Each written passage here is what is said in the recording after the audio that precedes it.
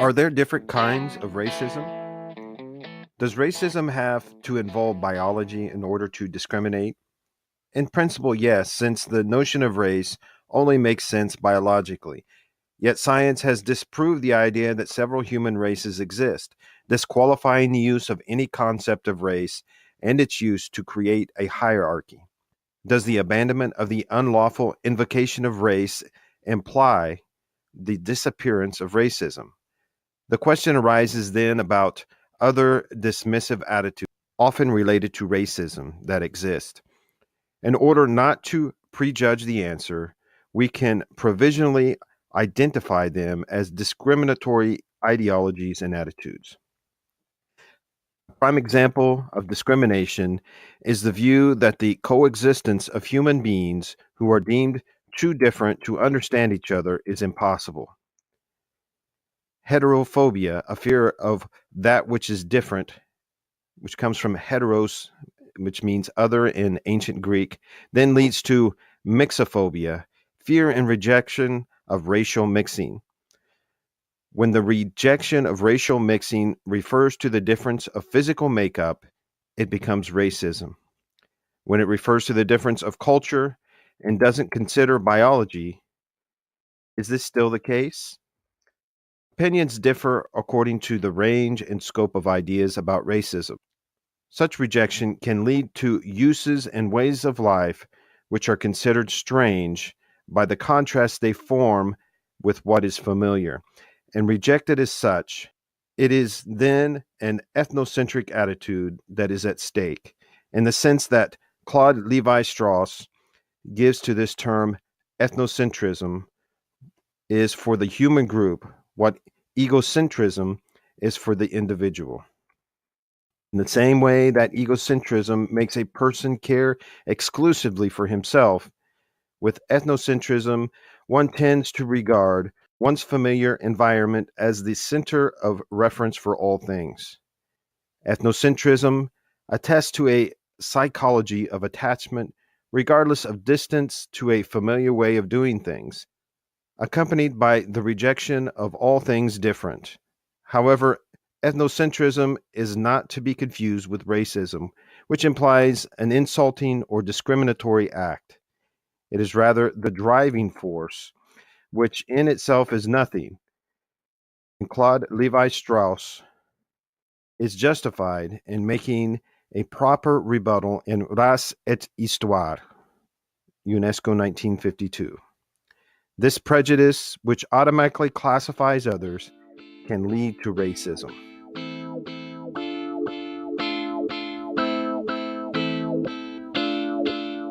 Is there a neo-racism of a cultural origin? Similar to racism, neo-racism takes shape under the name of cultural differences. It has often taken the place of biological racism without making it disappear. A combination of the two has been created, correlating physiological considerations and an insistence of varying levels of human development, even on unacceptable usages, since it is considered normal. This so called culturalist racism is still present in modern far right ideologies, where it often takes the form of xenophobia, a general form of rejection of all that is foreign. In Race and History, Claude Levi Strauss says that if human groups stand out, it is only because of their respective cultures and not their biological nature. And contrary to traditional racism, he believes he must make an appeal for a respect for cultural diversity, while admitting that through their mutual contacts, cultures can move towards recognition of common principles. But in Race and Culture, Claude Levi Strauss points out the contradiction that can exist between two positions. On the one hand, rejoice in cultural diversity and even encourage it in the name of the right of each ethnic group or organized human group to cultivate its own traditions. On the other hand, to reject a certain people's emotional attachment to the traditional particularities which, according to them, form the foundation of their nation as they conceive it, is to reject the heart of that nation. The thinker adds that one must understand, without necessarily approving, the ethnocentrism of traditionalists, which combines rejection of other cultural practices with adherence to familiar cultural practices. This dual position, which mixes the emotional and the ideological, is undoubtedly at play within all people who intend to assert their distinctive identity and thus cultivate a collective identity free from any colonialist exploitation. In this spirit, each country holds nationalist ethnocentrism at a different level, but puts on a respectful face for cultural diversity on an international level. But in so called multicultural societies where migrations have become commonplace in our world, this ethnocentrism risks taking the turn towards communitarianism and exclusion. Let's stay with our own kind in the contradiction, the exaltation of cultural diversity at the international level, and its rejection as a component in the construction of a national and cultural identity. Cultural relativism is no longer appropriate when it comes to living within the same nation.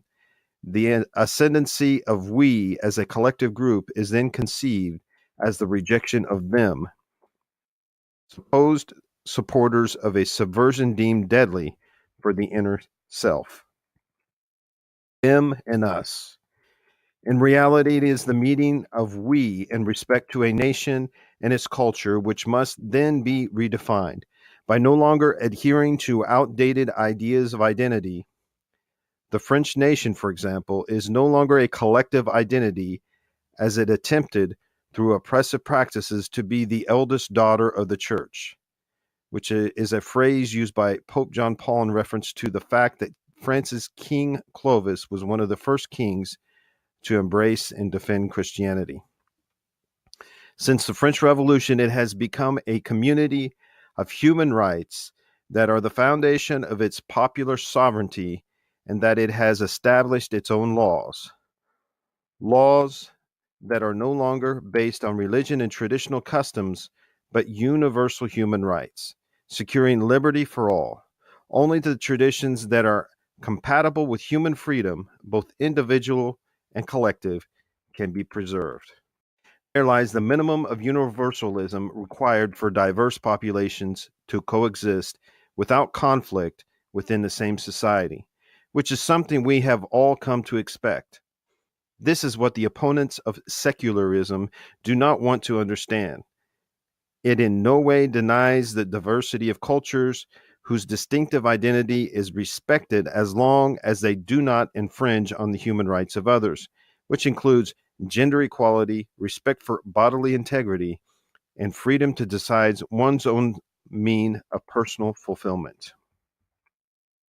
Where structuralism as a method grasps each culture as a totality without any possible disjunction of the elements that make it a system, it is appropriate to admit the possibility of criticizing a custom without rejecting the entire culture concerned. This means that from now on, belonging to a culture can be experienced by merely submitting to that culture, but by keeping a conscious distance. Secular society rejects both exclusionist, communitarian ethnocentrism and relativism, which sanctions all traditions even if they harm humanity. This is how it is possible to talk about diversity in a way that is compatible with a common framework. Should we respect all cultures? Such a question implies taking each culture as a whole, on the risk of sanctioning unfair cultural practices. Hence, the next more open question: is everything within a culture respectable? The expected answer passes through a critical examination concerned with distinguishing what is acceptable from what is not, without regard to any particular culture, but is based on universal human rights.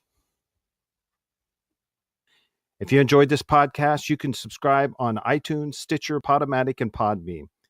You can also find International Brotherhood of Freemasons podcast on YouTube, Facebook, Google+, Twitter, and at ibfpodcast.com, where you can support the show by clicking on either the Patreon button or the donorbox.org button. Anyone who donates at least $1 a month or makes a one-time donation of $12 will get access to original articles, their translations, pictures, and hyperlinks. If you're able to make a monthly donation of at least $5 or a one-time donation of $60, you will receive a producer's packet in the mail as well. Please send in any comments or questions to podcastibf@gmail.com. Be sure to look for next month's episode wherever you heard today's episode. Until then, remember how good and pleasant it is when brothers live together in harmony.